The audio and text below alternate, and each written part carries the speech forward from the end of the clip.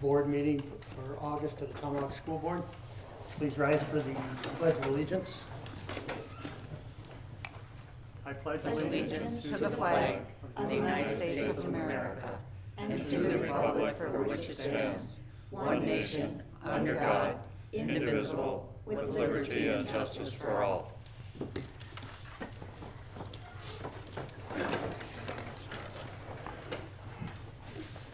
Roll call, Colleen, please. Aikman. Huseby.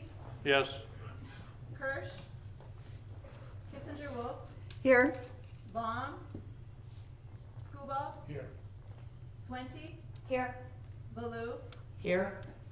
Zimmerman. Here. Okay, and we have a quorum. The adoption of the agenda. And entertain a motion to adopt the agenda as presented. I so move. I'll second it. Okay, a motion a second to adopt the agenda as presented. Any further discussion? Hearing none, all those in favor signify by saying aye. Aye. Opposed? Motion carries. Thank you. Public comment. Any public comment this evening?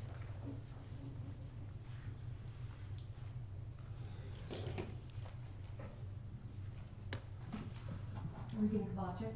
I'd like to give kudos to the custodial staff for winning the safety awards. I think that's awesome, and I'd like to make sure that the information gets to them that we do know this. Thank you. Thank you. Thank you. We'll make sure that happens. Thank you much. Consent agenda. Number of items on the consent agenda. Approval of the minutes from the July 12th meeting, the July 12th closed session meeting, board summer work session on July 20th, personnel committee meeting on July 28th, invoices from the 9th of July to the 5th of August, and employment contracts for replacement of above pay volunteers and resignations. So entertain a motion to approve the consent agenda. I move to approve the consent agenda. Baloo. Second. Second, Swente. Okay, a motion a second to approve the consent agenda as presented. Any further discussion? Hearing none, all those in favor signify by saying aye. Aye. Opposed? Motion carries. Thank you. Staff reports. Okay.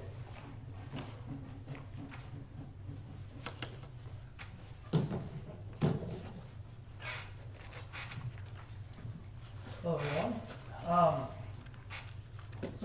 Just to highlight a few things from the board report, really focusing on a lot of the work that we've been doing, starting in the spring and over the summer months and now going into the school year. So I picked a couple of larger scale items. One was I just wanted to comment on the data retreat that all three buildings participated in this past week. And speaking from the high school lens, very productive 2 days for us. Very committed staff to the process. Very much wanting to see action and laying out the action, and we left that data retreat with a really solid plan in place of benchmarks that we wanted to meet as a group of staff members, particularly in math, ELA, and then our special education department. Left in a very productive way, and really looking forward to jumping in on those action items now as the school year is beginning. But really want to compliment the staff for their work in that session. Was very pleased everyone as a whole. Another thing I wanted to draw your attention to that's a bigger thing for us in the high school was our transition to the new learning management system, which we spoke a little bit about in the spring.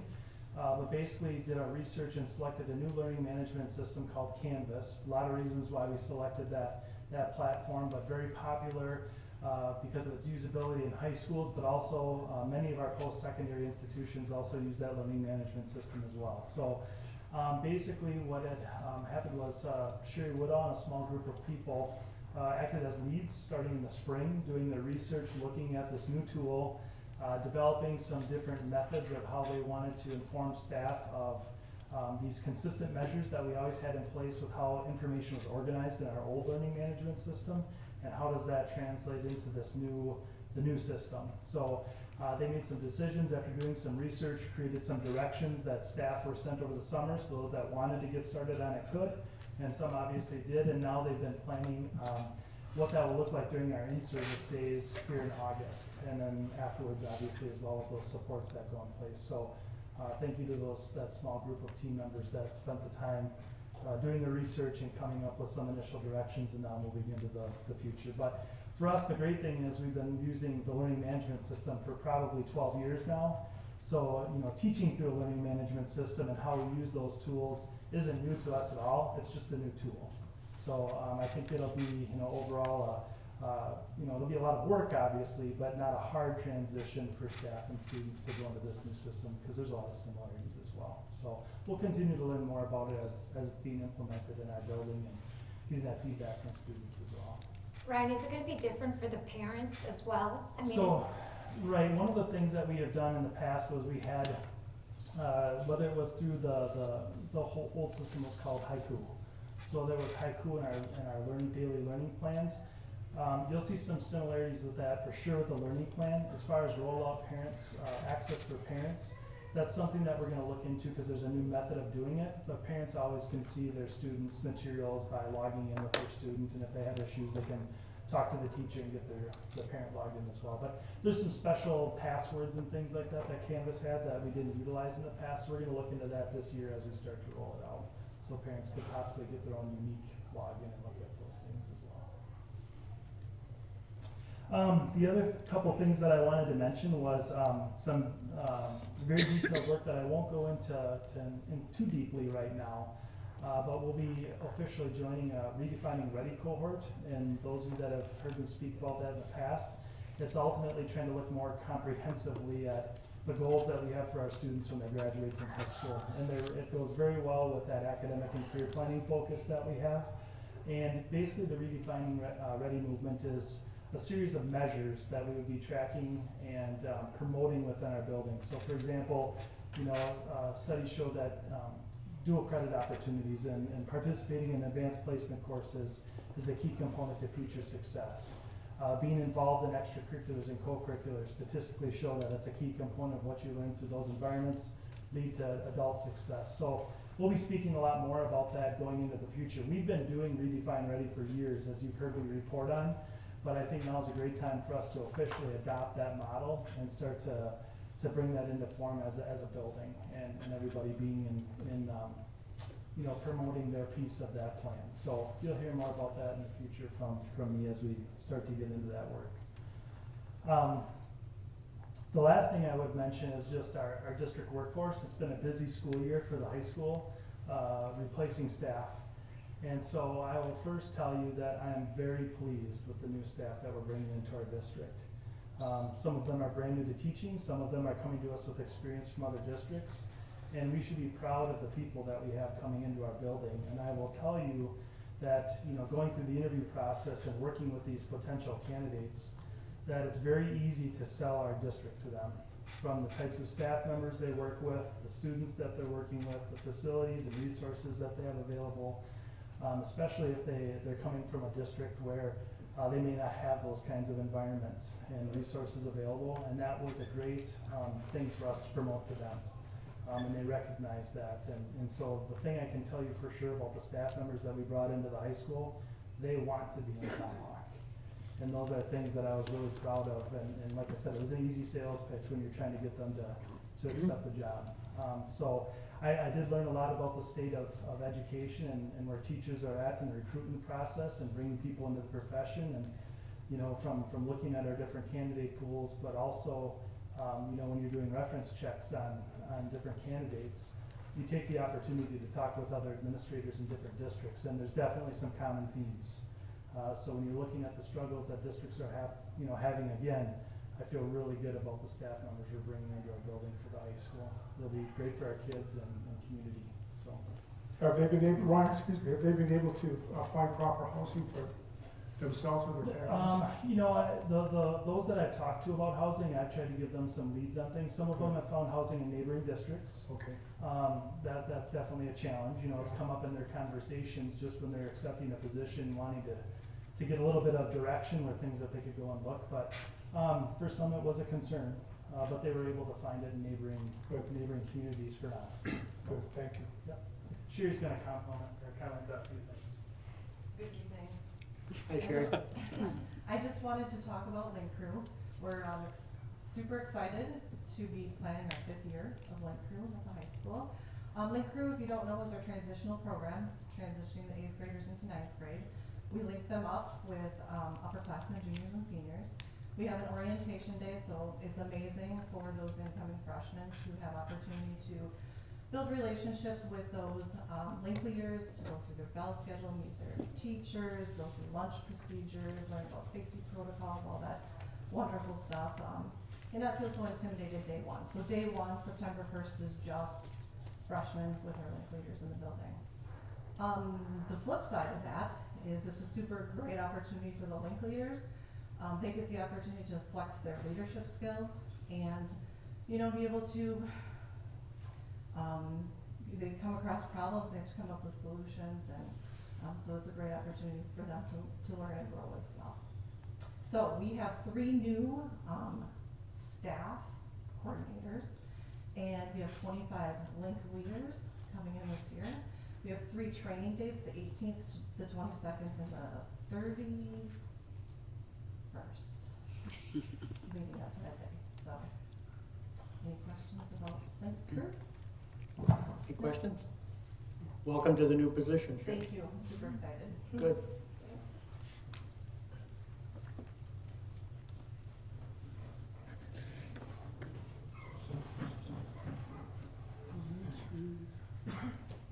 Hi, for the elementary, we've been very busy at the elementary. We had our data retreat, which Ryan mentioned. I included some of our goals that we developed. We still have some work to do in getting this ready for our teachers and our students as they come back indoors. So we have that work. We've been, and I put on here that I copied this from Wendy's report. Wendy got her report done before I did, so she was nice enough to share that. So the explicit instruction and the behavior support, we're looking at, we had some needs as far as behaviors this last year. We needed to take a look at kind of our systems and what we're doing, and hopefully we're gonna make some improvements that's gonna help. We currently have Courtney Sennett is a new PBIS or Hatchet Pride coach at our Tier 1 level. And between her and Lynn Phillips, I think we're gonna be a little bit more consistent with how we approach behaviors and what our expectations for students are. Will be a little bit clearer, I think, this year, which will help. So we have that work going on. So I included that. We have the explicit instruction, which is on here. So we're looking at a better way of maybe teaching. It's some professional development we're gonna look at. Wendy's been helping us with that, and it's something that we're looking at, both regular ed and special ed, getting kind of under that umbrella of explicit instruction and taking part in that development for our teachers, which will hopefully, we'll see the results for our students then. In addition to that, it's just back to school. We got our open house that's coming up August 30th. It'll be good to have it in person and be able to get our families in so they get a chance to meet the teachers and get familiar with the building before we start. We're also going to bring back Kids in Motion this year. It's the program that we have in the mornings. We've had a lot of calls asking if we were going to bring it back, so we're really happy to be able to do that for the community. And right now I'm working on a second person. Samantha Montag is going to be one person in the gym during that time. It's around 7:15 to 7:45, so it gives parents at work a chance to drop their students off, and we'll take care of them and get them there for that, and then have breakfast and get ready for the school day. So we're doing a lot of work. We're really looking forward to the start of the school year. Do you have any questions for me? Questions for Guy?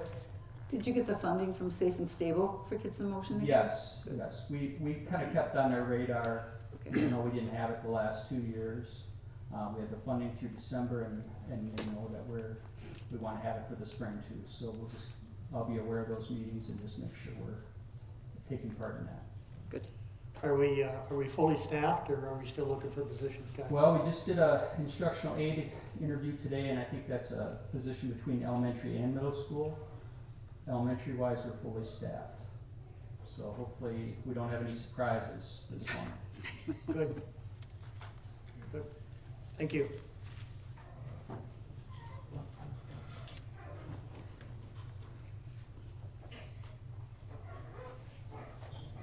Hi, everybody. Hi. I am going to start out by reiterating, as Ryan and Guy talked about, from my data, or from my board report, the data retreat. It's a common theme, but I'm very thankful for the middle school staff that came in for 2 days to do that work, just because it was a really great chance for me to get to work with the staff and work with them in a different way. So that was really awesome, and we came up with some very good action planning steps that we want to undertake this year that's related to our strategic plan and some of the different pillars. Just talking about more relevant sources of data to evaluate performance of students, enhancing and retaining school-wide collaboration. They talked a lot about cultivating positive student and staff relationships, growth mindset, culture, developing practices for student ownership and engagement, and focus on clear and effective communication with communities and families. So those are some things that our team came up with, and they're really excited to do the work. And we came up with action steps for all of those different bullet points that we're going to start undertaking throughout the year. And we also, in the middle school, are going to have a new PBIS Tier 1 coach in Shirley Durliff. So she's also going to be helping us kind of reboot our PBIS system a little bit. And the staff was very excited talking about some of the initiatives that we want to undertake with some student and staff, or student engagement strategies in the classroom. So those are some things we're going to be rolling out to staff during our PD days in August. So that'll be very fun. And they also, the team members that were there, we're going to start previewing it with their grade level teams when they do their meetings before our August PD days. So it was very exciting, very good work. The only thing that we were not able to focus on as much, and this is kind of upcoming work that you saw in the board report, we need our entire 6th, 7th, and 8th grade level teams there to start looking at some of our strategic initiatives for our scorecard. So when we look at our math and ELA strategic initiatives, we have to wait till we get our whole team there so everybody can have a voice in what we're looking for. So that's some of the things we're going to be doing upcoming once school gets underway. And it was also one of the things that I've been working on is we are working with Teresa, with our CNI department, to look at scheduling time in our August PD days surrounding our win time, our know, understand, do templates, curriculum cycles, and our content collaboration. So those are all things that are coming up in our August PD. Again, the data day provided a great time for us as a staff to kind of prioritize and look at those things. So it was a really great 2 days. One of the things I also want to mention that Ryan had reiterated as well is that the middle school is also going to be taking part in that Redefining Ready cohort, because there are also measures specifically for middle school and how they can play into that as well. So the middle school is also going to be a part of that cohort, and we have a meeting coming up Thursday this week to start that work. As Ryan said, we have been doing this in the high school for a while. We've dabbled in it, so it'll be really nice. And when I had previewed it with the staff that were at the data retreat, they were very excited about the concept of showing all of the hard work that our students do in different ways than just the report card that comes out from the DPI. So they were very excited about that. And to piggyback on what Sherry said, we also do the web program in the middle school, and Dawn Hughesby leads that along with Becky Wagner and Kayla Helt, and they were just in planning this week, and they are going to be having their training day with our students coming up on August 22nd. So we're looking forward to that as well, with the 6th grade students coming in on September 1st, just 6th graders. And as Sherry had mentioned, it's a great program, and over the years that we've been doing this, just to see the way that kids can acclimate to that first day and kind of reduce the anxiety coming in, it's great, especially with 6th graders coming up to the middle school. Just working a locker is in and of itself a thing. So it's a really great way for them to be able to practice and have that confidence going into the second day when everybody's there. And lastly, I just want to highlight something that's going to be upcoming, because I want to give kudos to Dawn. She was informed probably about a month ago that she received a grant that she applied for called the Life Tools Grant, and I put in some background information into the board report for you guys to see. There isn't a whole lot to talk about this yet because she still has to contact the Marshfield to set up the training. So she has to be trained in all of this before this program can be conducted. But I think it's going to be a pretty cool thing once we can get it up and running, and I'll have more information on that once Dawn is able to go through the training and start setting things up.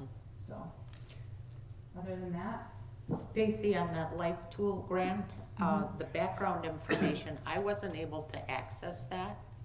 The link doesn't the work. link doesn't work? No. Just Well, to, I can send it to Colin. I would have read it. So it's basically, it's a program that, it's outside of the school day, and it's a wraparound program that, the school counselor, because Dawn's gonna be facilitating it, she'll be trained in basically connecting kids and families with resources for kids that are, like her PDS tier 2 kids that would maybe be identified that have specific needs. So it's an extra set of counseling that would be able to be provided through us with Dawn outside of the school day. But I can send you the link. There's a whole bunch of information, but the first step of it is she has to go through training to be able Sure. to provide the program. Sure, thank you. I've got a question, Steve, maybe you could answer to Ryan. When you talk about an orientation for the student that comes in the 6th grade and those going into 9th grade, Mhm. are we including those students that might be new to the district Yes. for this? Yep, so, what the high, I don't know if Sherry wants, okay, so in the high school, what we do is the freshmen run specifically through the orientation, but there's certain, time that we have two, you guys all two? Yep. So we have 2 identified link leaders that kind of transition any new students, so sophomore, junior, senior. And those kids do that all through the year. So if we get a student that moves in like a month into school, those 2, link leaders will like meet with them, and we actually, it's pretty cool. We had gotten a grant a couple years ago where we're able to actually get them some hatchet gear. So we have some stuff, so that when they come in, we have like a little gift for them. So to kind of make them feel welcome. And then in the middle school, it's not just 6th graders, it's any new student comes that day. So it's a little bit, it's kind of the same, but it's a little different. Excellent, thank you. Yeah. Mm-hmm. Anyone else? Thanks. Okay. Just one comment for the 3 principals, I guess. It's nice to see the goals and the plans that you have coming into the school year. And I guess on behalf of the board, I think that we would appreciate, not every time, but from time to time, how you're doing on those goals and plans. You know, how you're progressing, where you're having trouble, where we might be able to help in any way, shape, or form. But you know, if we could just get an update from time to time on how you're doing with those plans and goals, I think the board would appreciate that. Thank you. Dick? All right. So as Guy talked about, one of the things that we're really excited about working on is explicit instruction. So how that came about was the Regional Special Education Network works with out of DPI with each of the CSAs, and they were asked to look at schools within their region and approach one of the districts that they felt was ready to implement the work, aligning with what was going on in their district. So Casey Gratzinger and Terry Phelan approached me last spring and said, would you be willing to do this with Tomahawk? So I approached Guy and we talked about it, and Julie at the time and Joe, and they felt that it aligned well with our work. So we were chosen as one out of 7 districts in the state to be working on this work. And the nice thing is that corresponds with the continuous improvement plan that the district leadership team has been working on with CISA out of our ESSER funding, and as well as like the reading implementation of the programming that the work that Guy did with elementary last year with April Schofield and Katie Rain with the mini lessons and how we're teaching. So it all meshed together very well, so it was a really good time. So we're excited to be part of that work as it aligns with everything and it addresses our gaps in reading and giving teachers a professional development that they're looking for along with it as well. So we're really excited about having that opportunity to work with that. And with Teresa being back, she's joining us on that as well too, and she's pretty knowledgeable about that. So it's nice to have her on board and have her insight to help us get that process. Just another area to highlight, my report was kind of long, we've been busy this summer. As Guy shared too, we saw last spring, as everywhere in the state, there's significant increases in behavior concerns everywhere. And the staff was expressing concerns with that, so we wanted to give them an opportunity to meet with us, because I oversee the referral process for referrals for special education and the PBIS team. So we created opportunity for staff, if they wanted to join us, to come in, and we did a plus delta, so we could talk about plus, what's working, how can we build on that delta, what needs to change, what kind of resources and supports can we give. So we broke that down then and divided into roles that were part of the PBIS teams that they could work on to get the school year kicked off and throughout the year, and then things that Mr. Steckower will continue to work on with his building staff within that. So we wanted to give the staff the opportunity to get their perspective on what's working, and they came up with a lot of really good ideas for supporting teachers, supporting students, and getting some community engagement. So we're excited to start working on those things through the year with staff. Whole student, we worked on nursing. As you know, we went from, with COVID, we had 2 nurses for a while. We reduced down because that funding is done with ESSER. So looking at the high need students, what type of training staff needs, how we prioritize Trina's time so that we're meeting student needs, and then also coordinating with the offices so that we don't overwhelm her with only having one. So she has some training we're gonna provide to staff. She's gonna go to all the staff meetings, talk about the process and procedures, those types of things. We sat down with counseling and we looked at our mental health assessment needs, and we performed, it was called SHAPE. It's a DPI program to look at what are our mental health needs, where are we lacking in resources, so that we can start looking at where we need to beef up our programs and supports and use community agencies, and where we're doing well at it. And then reviewing with the school teams also, we looked at the social emotional screener. We've done BEST for 2 years. We get a grant for that through Marshfield Clinic. We get PD through Dr. Hartwig for our staff with that as well. We felt it was appropriate for elementary, but we could get some more better information. Don Husky's been using it middle school for at least 1 year, and they found there was a student reporting aspect of it that they liked, so we're gonna use that at the middle school and high school. It takes the same amount of time for staff to conduct the assessment, but they thought that it was more fitting for those age groups. So. Well, can I ask you, Yeah. what the best screener, who's trained in the elementary? Who's trained all the staff? We did a workshop with them. We've had Dr. Hartwig come in twice, and do trainings. When we first started, he came back, and we had some staff ask him to come back last year, so he came back and did a workshop as well. They offered, a training this summer that people, if they wanted to learn more information about it, that they could participate that. And then we also have our CSEC behavior consultant that comes in. Last spring, she came and she took all the data and met with the teaching teams on all of their current students, and then she'll be doing that again this fall. It aligns intervention student needs based on the results after they complete the fall assessment as well. So you said staff, meaning professional staff, or are the aides also trained? Some of the aides are, the ones that are completing the survey, but we've met with the aides as well, working on, work with the students, like Amanda Roberts works with the behavior intervention, so she has had more intensive training than some of the other paras, but, I can't remember honestly if they participated in the first training, that we had him come in the first time, but some have if they have more direct contact with. Will there be future potential for other staff members to be trained also? Yes. Aids to that? Yes, we do offer the free training. They could, any of them could go this summer if they wanted to. Some chose to do it, and then we do, they can fill out a timesheet for that if they choose to do that, participate in that training.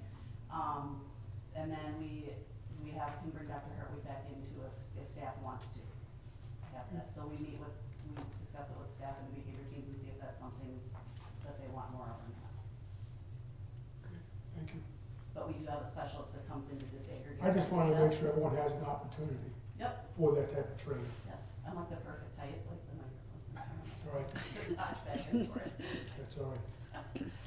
There's any other specific questions on there? I'm trying to think if there's any other big points, but PBIS teams, we did meet with each of the PBIS teams. I met with all the grade levels, and they're all kind of doing a little reboot right now, so that we can get staff engagement across all the buildings, which those coaches are gonna be rolling out at staff meetings, at the beginning of the year, so that it's not just 1 or 2 people in each building leading the efforts so that everybody is really part of that engagement.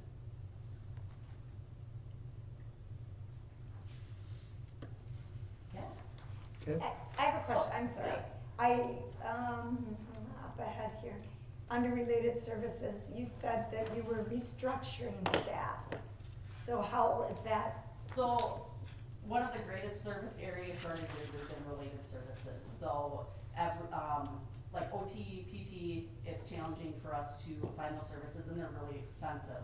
Some years we contract through CISA, some years we've independently contracted. So, one of the places we're saving, and I don't have an exact, but it's about $30,000 we're saving, where we had our occupational therapist coming 4 days a week. Well, we were lucky to have on staff a certified occupational therapy assistant who can act under the direction of an occupational therapist, with Kelly Martello, who left to do some personal things, but we also got lucky that we had Katie Cunningham, who's also a certified occupational therapy assistant, and most districts can't even find one.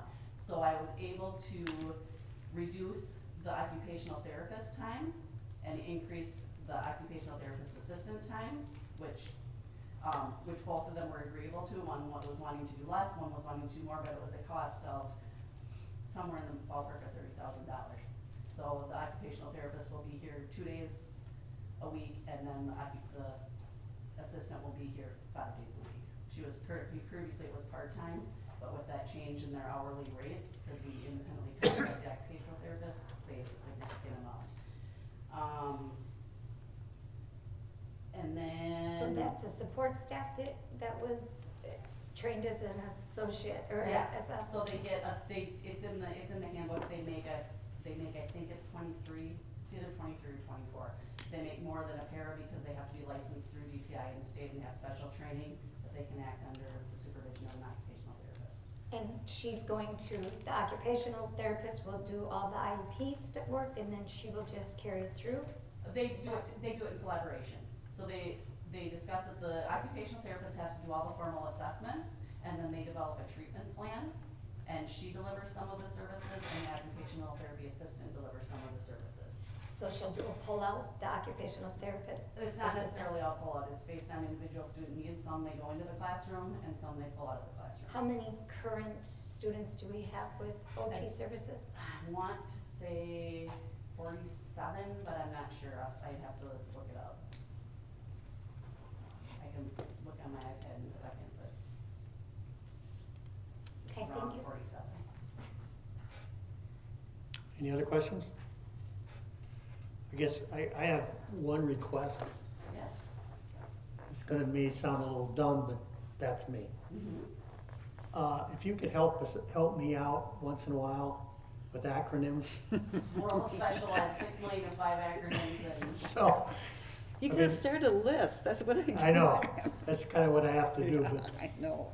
sometimes I have no clue what some of these mean. Yeah. So just put in parentheses the wording, that would be helpful to me if you, Great. sometimes. I can do that. Thank you. Yeah, Or anybody. yeah, I hate acronyms. that Seabreeze or whatever is a new one It's a too world here. sped. Huh? Have you But seen feel this free to one ask if you before? don't know what it is. Okay, thank you. And, wow, that's a long story for me. Okay, I've been back on the job for about 3 weeks, so this will be somewhat short, but thank you for having me back.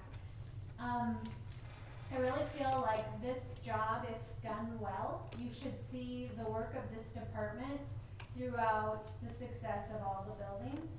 And we shared a great experience last week at CISA that required bringing staff together, having data in front of the staff. And the challenge of this position going forward is balancing the urgency of our data and equipping staff and empowering them to feel good about their job through seeing progress of students. And I come back to truly move the needle and support staff. And it really is with that passion of helping staff continue good work and work towards the goals you heard in the buildings. So I am just thrilled that everything I have in my board report is connecting with the buildings and connecting with staff. So going forward, we're orienting staff to our district next week. And I'm looking forward to that. That's really an overview of the tools they have to do their job, the standards that have been emphasized, as well as their, the way they interact with their teams and they function within their buildings. We also will always ground them in the work of the pillars of our strategic plan. So that's foundational in the training. And then when we have staff back for our teacher in service, that is really hitting the ground running. Just starting back with the work. So I'm thrilled to be doing that. Absolutely thrilled. The data that we used for the data retreat is still in an embargoed status. So we'll share that when it's appropriate and Wendell gives us the go-ahead when it's unembargoed to share it. Questions that you have of me? Questions for Teresa? Oh, All right. thank you. Okay. I have a couple things Yes. if I can. Make sure I got this thing where you guys can hear me. Just a couple things. First of all, I want to comment on the admin team and their board reports that we turned in after our board retreat. We had kind of come together and tried to answer a long question that I know we as an admin team have had for some time on what the board really wants, what substance they want other board reports, and what information you want back from us. So you'll see they're in bulleted form. They've all kind of got their own unique style on how they do it. I know I probably caused a little more stress than I intended on all of you by trying to simplify it, but I know we got a lot of questions. But I'm pleased, and I hope you are too, with how these turned out. And it's more of a dialogue than maybe what it's been in the past, where we just read the written reports. So excellent job to them on that. I do want to comment just briefly on the data dig, because I was able to be there and welcome everybody the opening morning, Wednesday morning. I felt that there was an excitement in the room, and it feels to me really good to know and to hear how those days went, and to see how excited you all are, and know that our staff probably feels a little more prepared, ready, and goal-oriented going into the year. So I know it was a lot of work on behalf of the admin team in collaboration with CISA 9 to put those days together, but I think they were very worthwhile, and there was some good work there. Also, congratulations, I know it was mentioned earlier, to Arlen and his team at the WASBO conference and in their safety competition. It's it's nice to know that we have a team that can walk in, assess a room, and find a lot of hidden dangers. I know we all find a little bit of peace of mind in that, but they do an excellent job. They've always taken their jobs very serious, and they've worked very hard, especially through COVID, to make sure that they're noticing those things and aware and know what to be aware of. So great job under Arlen's leadership, but great job for all of them to show the initiative to be in a position to do something like that as well. And beyond that too, just walking through the building and being around, they're doing an excellent job this summer, getting the waxing done, the cleaning done. We had a paint crew this year that was back in operation, so I feel like our building is in top shape as well. We've got a couple of things to complete there, but we'll be ready to go by the time school starts. Last thing, I did have an opportunity to meet with Jen Black recently and her Champions group, and we've been trying to plan this meeting all summer. We want to stay connected and relevant like we were throughout the process of working through the referendum last year, but we were able to finally get together. We established a routine meeting that we will have monthly, as long as we need to have it monthly. But we try to both present our own goals for this year, and a lot of the things from me obviously stem from the strategic plan. A lot of it is the community engagement piece that I was discussing with her, and I was happy to see that we had a number of items that we found overlapped. So we've got a number of areas where I feel like we can collaborate, pool our resources, and be able to work together on some really good things to build out that third pillar of our strategic plan. So yeah, I think those three things I'll mention now. Most of my reporting will come in the upcoming reports that I have. So. Okay. Any questions for any of the staff? I just want to make a comment. I had called the custodial staff about that award, and I was told that Ken also was on the team, but he missed the picture. So just to acknowledge too that he was part of that team. It was 5 of them, but they didn't say anything in the article about that, and I felt bad for him. he left to go out and do something and they took the picture and he wasn't in it. Now you make me feel bad. I sent a personal email to everyone based on the newspaper, so I admitted something too. Anyone else? Okay, school safety update. Are you gonna give us that? Yes, I will, and I can provide a written report to the board as well. This is trying to just highlight some of the things that we have upcoming and that we'll be putting in place for this year. Obviously, school safety is on, top priority for everybody at this point. Always is, but especially with some of the events that have occurred in recent weeks. So we've got a number of different things that we've been planning. A few things, I'll be meeting with the admin team on Monday to go over some additional things that aren't on here yet. But number one, I just want to mention, I know Wendy reported on this at the end of her report as well, but we, Wendy, Arland, and myself are attending a crisis response training at CISA 9. It's pretty extensive. It's a week-long training, basically focused on preventing school violence, obviously being prepared when things do occur, making sure that we have processes in place that we can appropriately respond, keep kids safe, but also it focuses on some of the response after something were to happen. So maybe it's not even necessarily a school violence issue. It could be a loss of student life, a car accident, something like that, making sure that we are prepared with the response, that we can help out not only our students but our staff, our families and our community as well. So a number of different things that we'll be covering over the week.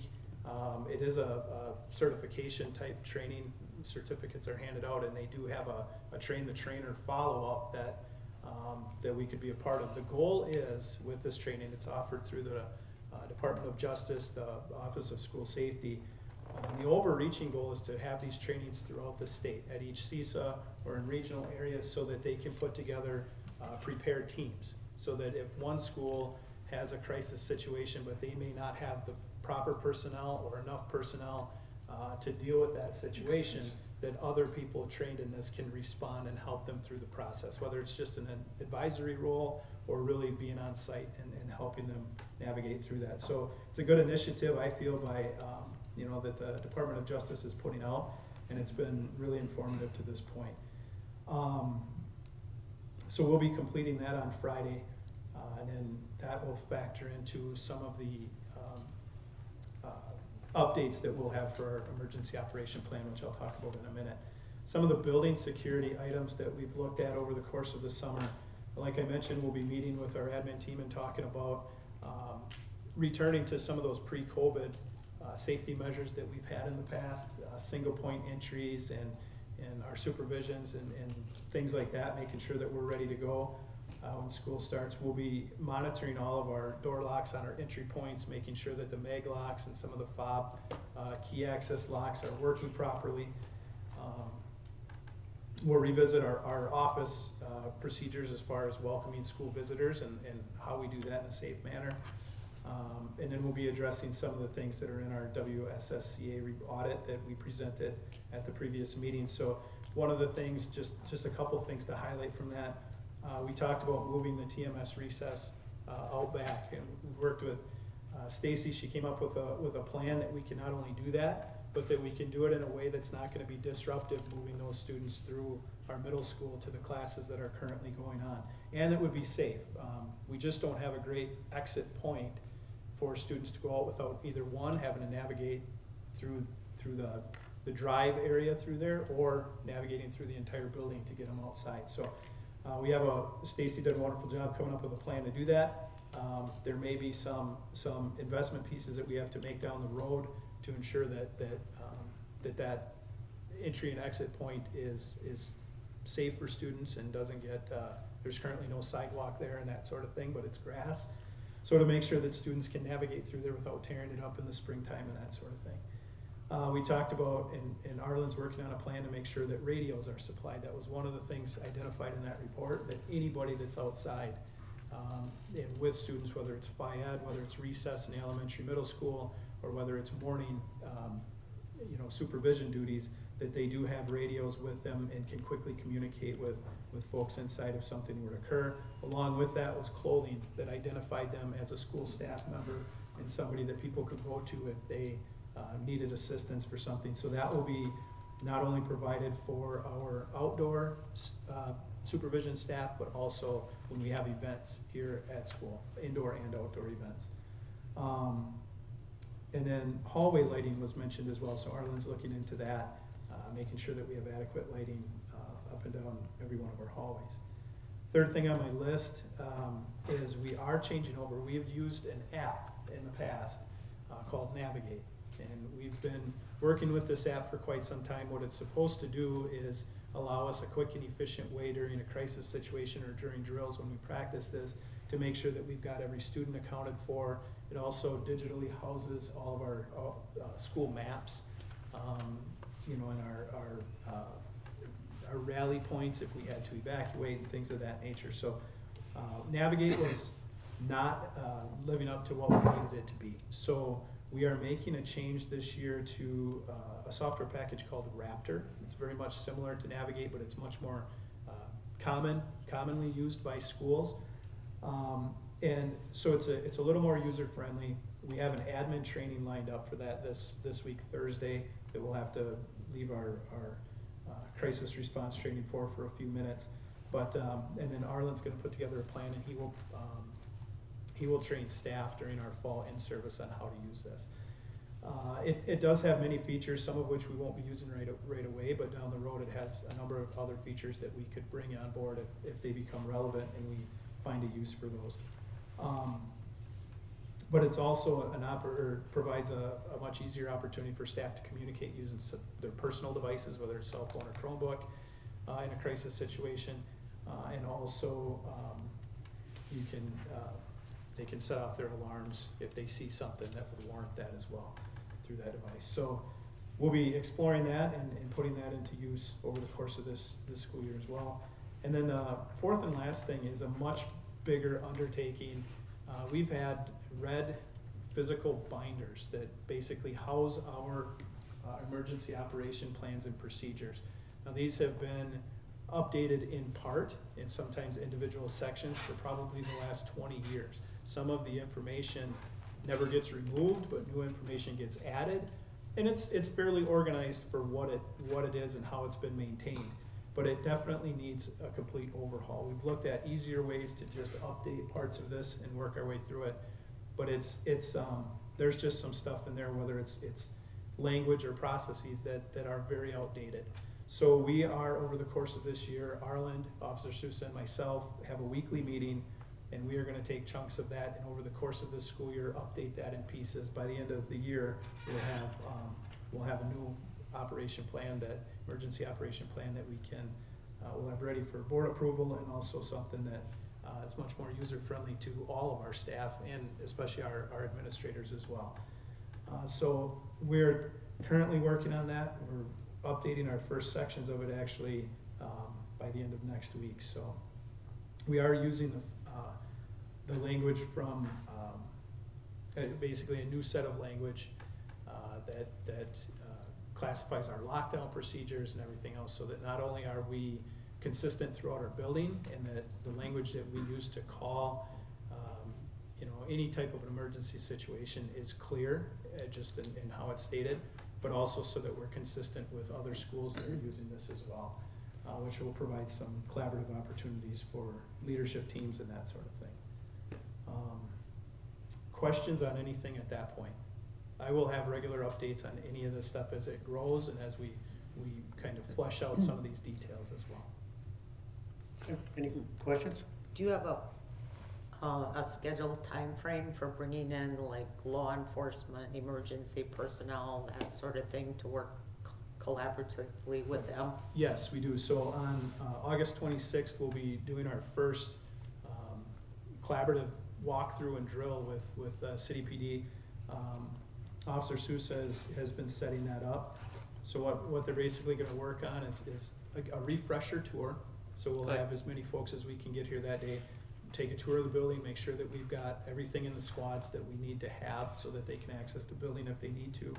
And they'll also work on a couple of drills pertaining to room clearing and that sort of thing. Our building will be, it's not gonna be, we're not gonna lock everyone out of our building, but we'll find an empty section of our building that day and they can set up and navigate through what they need to do to work together. We also have, what we'll be doing when we have our first drills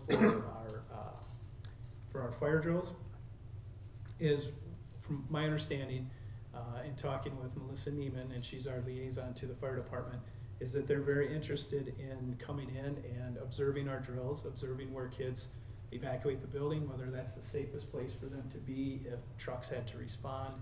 And we'll work on some common language with them as well, so that if they do respond, if we do happen to have something they need to respond to, that we can communicate with them in a way that they'll understand quickly what we're saying. So, Yeah. because oftentimes we do, different organizations, we speak different languages, Yeah, so. it's well and worth a lot of the those time. acronyms and things like that, that you have to get on the same page with different Oh, great. organizations. Will someone work with subs too to make sure that they know what's going on, just in case there could be 5, 6, 7 different people in the building? Yeah, so our subs are gonna be invited in for, one of our in-service days. They'll be invited in for, Arlen will do a much larger safety presentation, and he'll also, when he talks about Raptor, so they will get access to that this year. Which is something we've been talking about doing for many years, so well, hopefully we can get as many subs in the building that day as we can. That's all I have for that. Any other questions for Wendell? Good, thank you. Okay, student handbooks. Is there anything we need to do with that, Wendell? So we will have to, student handbooks are linked in board book. We typically have these as part of the consent agenda, but we approve them annually. Okay. So those are the updated books, so yeah, we would need action on that. Okay, do you want them separate or all together? I think you can do them all together. Okay.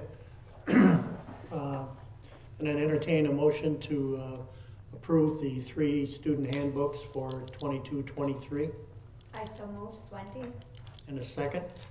Long. Motion a second to approve the 3 student handbooks as presented. Any discussion?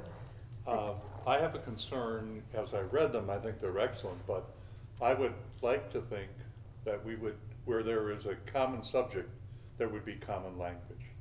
So I would like to see, I guess, from my personal experience, a handbook that has, I'm gonna say 10 pages of common activities, sexual harassment, bullying, all those things, and then an appendix that would speak to those things specific to the high school, specific to the middle school, and specific to the elementary school. And I say that because I would hate to get caught in our own language. If we ever did come into a contentious environment, any language differences would not be to our advantage on common subjects. So it's just a suggestion from my standpoint that I'd like to see in the future some discussion around the value of a single handbook core that describes the district's relationship, and also tied into the policies. I noticed that the high school handbook in most cases tied the language they used into a school board policy, referenced a school board policy. And I think that makes good sense as well. Some of the other handbooks did not do that. And so you could ask, where's the authority, to do this or to have this definition? So I think it's good when it's applicable to include or reference the board policy that supports the verbiage that's in the handbook.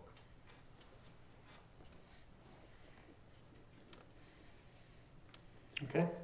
I just have one quick comment or suggestion for the elementary handbook. If you could have the link on the bottom of the page like they have in the middle school and the high school that brings you back to the index or to the table of contents.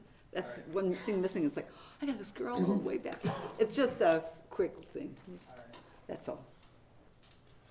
So Dick, would you like that to happen? I mean, is that something Yes. you want action on? I think it would benefit the district to have that happen, but obviously I'm one person on this board, and perhaps the board would not agree that that's important. Or Wendell, you know, from your viewpoint, that you see value in the way it is today, because there may be value in the way it is today. So I mean, I'm not able to speak to that, but I know from my own personal experience, yes, I'd like to see us move in that direction. So I would just add one thing. I don't know about the common language. I would have to compare it. I do know, you know, the middle school handbook does reference the policies, at least as far as the bullying and harassment, like the high school one does. But anytime that we run into a situation, policy is gonna trump handbook, regardless. So even if there's things in here that possibly, because we update our policies all the time.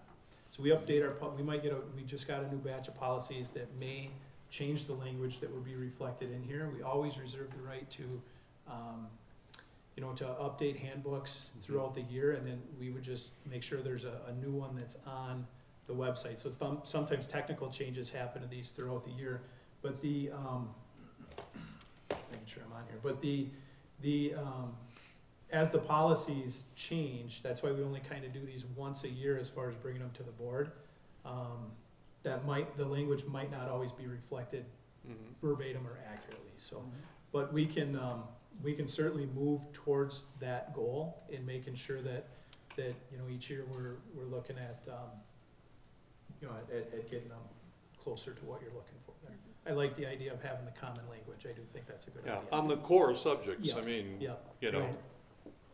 particularly those things that may, at some point, we may have a legal issue surrounding them. I just know from my past experience, attorneys like to go find, this is the district, they have the same handbook, and the wording's different. Yep. So which wording is the wording that you're, you know, Yep. So, upset. And I see the elementary does refer to policies too, that's in there. Okay, who made the motion originally? I had You did that? couple, no, Oh, I did. but I have a And you couple did? of Okay. comments too, if I might, Chair. go ahead. I just noticed a couple of minor things as far as like, say, the elementary handbook, they refer to SAGE. Is that the SAGE program, was that not eliminated and? Yeah, it was, that should be a change, I'll have to look for that, because it should be AGR. AGR is what I thought. Yeah, like I said, these are kind of minor, and then it's got Scott Parsons in there with his old email address. Okay. Again, these are just. And Wendy too. And Wendy as well? Yeah. Yeah, okay. And then, on the middle school handbook, like, the board members were listed, and that was nice, but that needs to be updated too. There's some on there that are no longer on the board. Then the high school, just the tech ed position, that was a recent change, and director of teaching and learning. And then I had another idea as far as like under the safety piece in all the handbooks. I was real pleased to see Ryan had put in there, see something, say something. But like, hear something, say something, and like in all sections of each school for under safety. And maybe even address like social media, if you see threatening behavior on social media, to report it, because they're finding out, you know, that's the first thing law enforcement does after a tragedy is go back to their social media, and it's right there what their plan was. And I think always, who saw this before it happened, and how tragic, no one said anything. So that's just my recommendation, and get people of that mindset. So, because we want everybody safe. I don't want anything happening to anybody. So that's my recommendation on that. Thank you. Okay, anyone else? Ann, would you consider, Yes, I will amend my motion to consider all the ones that Deb put for corrections and. in the future? Dick in the future. Okay, and the second? You still second? Yes, a second. Okay. Motion. Okay. So I have a motion and a second to approve the handbooks with the understanding that we'll make the necessary corrections going forward and the improvements suggested by the board. All those in favor signify by saying aye. Aye. Opposed? Motion carries. Thank you. 11, approve the second reading of the following policy, which is 6108. Kay or Wendell, any comment on that one? What we need to do? Just the second, it's a formality Yeah. that we have to go through, that's Any all. comments on the policy that I don't. you want to make? I can just comment briefly on it. This is a policy that looks at making electronic fund transfers. These are becoming more and more common. We transfer money in and out of our Wisconsin, help me out here. Thank you, the investment pool. We talked about that earlier. I knew I was going to forget that. But the investment pool, so these automated clearinghouse transactions typically are not in our policy. So this policy just safeguards things that basically we're already doing and make sure that we're doing them in conjunction with the Wisconsin accounting standards as well. Okay. So I'd entertain a motion to approve the second reading. I so move. Second, Swante, second. discussion? Hearing none, all those in favor signify by saying aye. Aye. Opposed? Motion carries. 12, approve the revision of the following policy, 6423, use of credit cards. Again, any comments, Kay or Wendell, on that one? So this, you see in the red here, this is our current credit card language. Credit cards are becoming more and more useful as we do more online ordering. Currently, it's pretty restrictive on what we can have for a credit limit. In a given month, we are doing a lot more, credit card use than what that amount allows. And also, we looked into the future, so we would like to have the opportunity to provide our admin staff, especially credit cards for the use of travel in particular. So our current policy does not allow for that, but that would be something that with this new language we could use as well. This is Neola language, it's not language that we came up with, so it's just a different form of the policy that they have that gives us a few more freedoms to make our purchasing a little more efficient. Okay. And I'd entertain a motion to approve the revision to the use of the credit card policy, 6423. Used to be so move. Second, Second, Baloo? any discussion? Hearing none, all those in favor signify by Aye. saying aye. Aye. Opposed? Motion carries. Preliminary budget. Is that you again, Wendell? Sure, there's. You're on a roll. I'm on a roll, yeah, keep going. So, number of things here with the budget, I tried to supply in my notes, a few things to everybody to see where we're at. I think the highlights of it show that, while our, overall, funds are increasing due to the referendum next year, our expenditures are remaining fairly consistent. The one thing, it looks a little higher right now, but the reason for that is it's recorded as an expenditure, the 900,000 that we earmarked in Fund 46. So that makes our expenditures look a little higher than what they actually are for the next budget cycle, but in reality, we are right where we promised the public we would be in terms of spending for the upcoming year. Other than that, I think it's all pretty well straightforward. This is the preliminary copy. The actual budget and numbers will be approved at the annual meeting. Any questions on the preliminary budget? Okay, then entertain a motion to approve the preliminary budget for 22-23. I so move, Baloo? Second, Used to be second. I have a motion, a second, to approve the preliminary budget for 22-23. Any further discussion? All those in favor signify by saying aye. Aye. Opposed? Motion carries. Finance report. Okay, That's me again. Okay. So this is the only thing we have under the finance report is our capital projects list, once again. And as we get this finalized, there will be updates as things move off the list and we find that we need to add some new things. So, there's 4 things highlighted on this list. They're all under the safety category. We have, now again, these are approved projects. They don't mean that they will be completed, in any time frame. There's a number of different things that impact when we can get these moved up to the top of the list, including getting contractors in here and timing of doing the projects. But the additions are to add 4 access controllers, or door 4 access controller. Adding sidewalks, which I mentioned earlier, to what we're referring to as door 1A, which would be an egress door currently for a fire exit, but we've never used it as an actual entrance as well. So we would need a sidewalk and some safety rails there to make that more useful for middle school to access that back playground.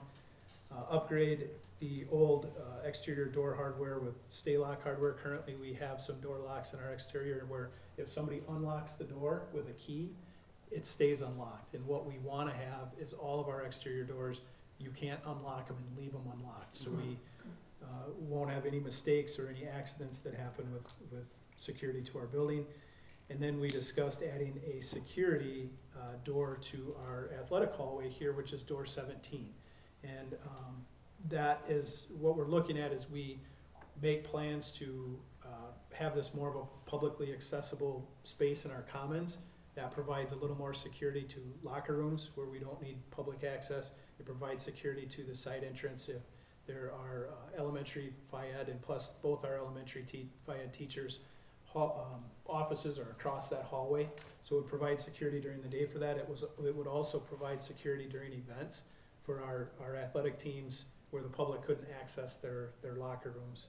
That whole hallway would be shut off. So that's on the list as well, to be addressed at some point. So those are the 4 things that we added to this list. Any questions? I do. The numbering system, is there guidelines or, I guess I'm used to a legend, like what number 1, 2, 3, and 4 would represent? If maybe just putting that at the bottom, so in the future when board members change or they look at this, Yep. that there's some information what that actually means and that type of thing.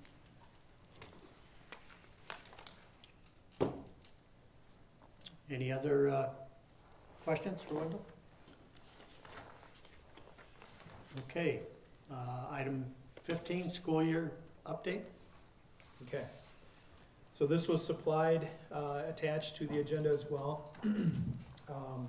A number of different, just some dates to be aware of. You can see the data digs located on there. We've already had that.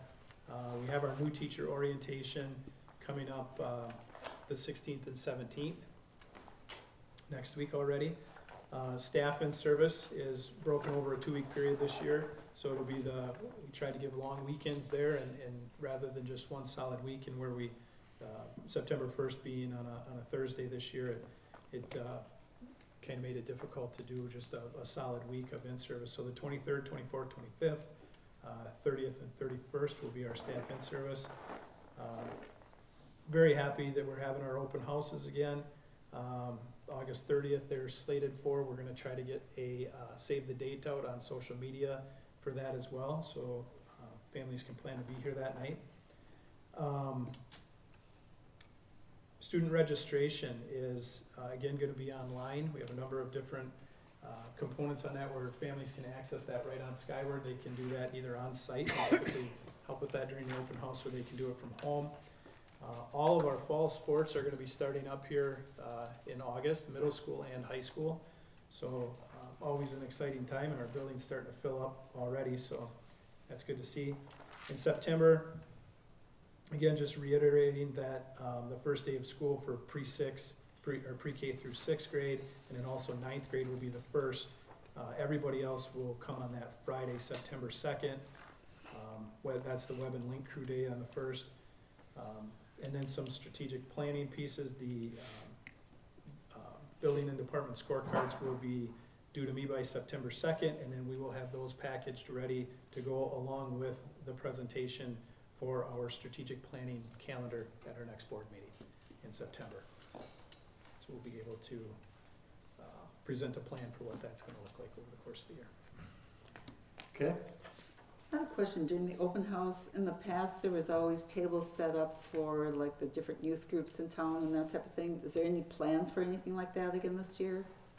With elementary or middle school? For the elementary, we'll accommodate as those groups contact us. We're not gonna have those tables available for the open house. Okay.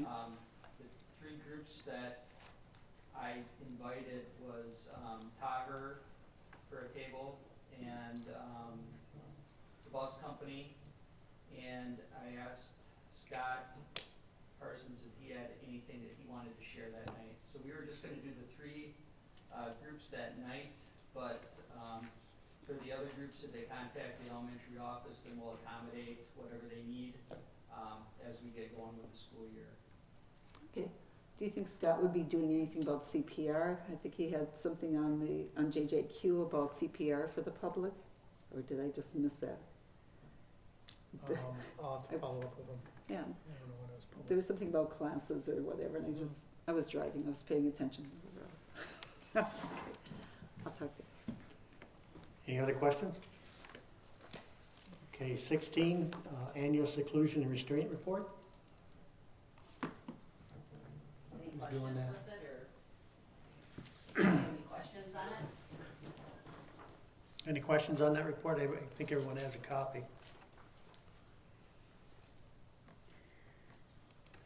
It's fewer than the year before, so that's good. Pardon? Fewer than the year before. That's what I was gonna ask, how does that compare I to? think it was 35 the year before. Okay, There's 21 total this year. okay. I went back and compared to last year's, and I said, well, there's fewer this year than last year. And then I thought that the behaviors, which doesn't necessarily end up in restraint, that's the last resort, It should, right? yes, it's a last resort only if they're a threat to themselves or others. Mm-hmm, yeah. But I said, well, the restraints went down. That's a good thing. It is a good thing. Any other questions or comments?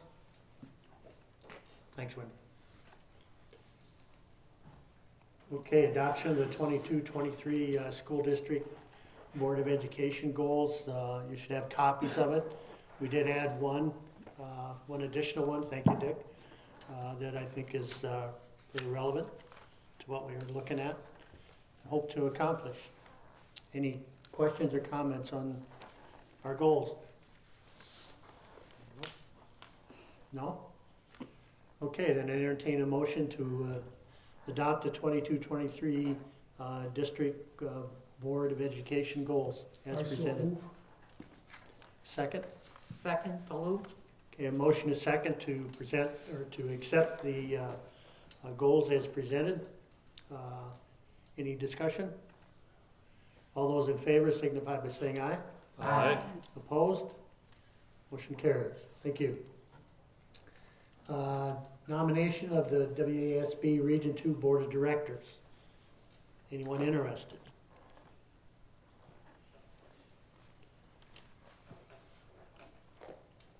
No? And we don't have to nominate anybody. Okay, It's a nomination for the election, so. okay. All right, we'll move on. Board referrals? Anything to board referrals?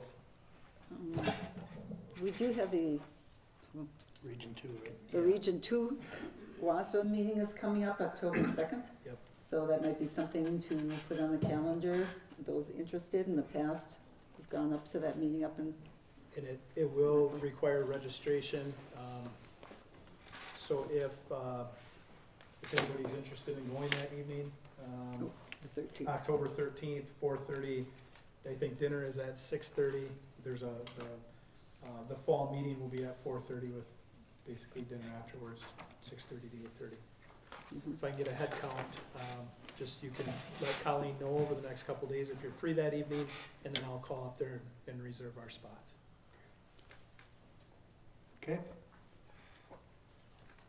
Any other questions or comments? The board Was- referral? Deb, do you have anything from your conference? Oh, She went the day after our last meeting. I went to the WEPEN, Wisconsin Public Education Thank you. Network Thank you. Summer Summit, in Eau Claire. And it was real inspiring, very well organized. I talked to so many people. I missed a couple of work sessions. But it was well worth the trip. I got to talk to Jill Underly, Governor Evers, Tom Hutchison, Hutchins, I gave Wendell that name, who had a listening session for school district needs, and he works for the DPI. He's the executive director of the superintendent's office. Very knowledgeable about school funding, and he does advocate for us and loves Tomahawk. So every time I went by, I asked him if he'd been advocating for Tomahawk. So, but I met, they have the school board president over there, Tim Nordine with Eau Claire, and Sarah Godlewski was there. It was just a great conference, I thought, packed into one day, and the work session I did make it to was by a UW professor, John Assen, about community advocacy, and presented a different perspective on marketplace education and what that does to in the self-interest and how it affects democracy, that sort of thing. It was real interesting. I'd go again. So that's what I did. Good. Good. Anyone else? I guess just one comment I had is, I know I heard on the radio about Jennifer Black receiving that award. How did that happen? Did somebody nominate her or something? Is that I just, can't imagine. Yeah. Deb? I'm all about nominating. Okay. I'm just getting on Well, I a figured it roll. was- I I'm thought it looking was for you. more teachers, students for the Cold Scholarship, but also Jen got nominated within Wisconsin Public Education Network. Okay. They were first to nominate her, so, because she had done a lot of work with them and defining her goals and how to work. Well, I figured you probably had something to do with it, but I just wanted to, I think that was really good. It's very good, and thank you for whatever you did to help with that. Well, Jen and I went together, and Good. I took the wine and Good, but it was well No deserved. cheese? It was well deserved. well, you know, you're supposed to enjoy life too, so it was a good time. Good, good. Okay, then, any other thing we need to discuss? Okay, then I'd entertain a motion to go into closed session to discuss support staff pay, speech and language, caseload overage, school psychologist contract, and superintendent evaluation process. Second? Kissinger Wolf, second. Okay, a motion is second to go into closed session. Roll call, please. Hughesby, Yes. Kissinger Wolf, Yes. Long, Yeah. Skuba, Yes. Swente, Yes. Baloo, Yes? Zimmerman. Yes.